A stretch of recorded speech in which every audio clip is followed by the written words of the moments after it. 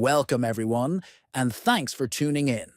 Today, we'll learn how to control who can see what others post on your Facebook profile using the Facebook Lite app on your phone. This setting is very useful if you want to protect your privacy. First, open the Facebook Lite app on your phone. Next, look at the top right and tap on the three horizontal lines. Then scroll down until you find the option called Settings and Privacy. Tap on it to open more options. After that, select Settings.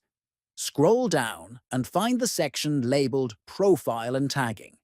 Tap on Profile and Tagging to open it. Now, look for the option that says Who can see what others post on your profile. Tap on it to open the visibility settings. You will see several options such as Friends, Friends, Accept, Specific Friends, and Only Me. Select the option that best fits your privacy preference.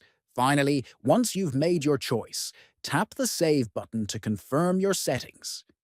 If you found this video helpful, please subscribe to the channel, like the video, and share it with your friends.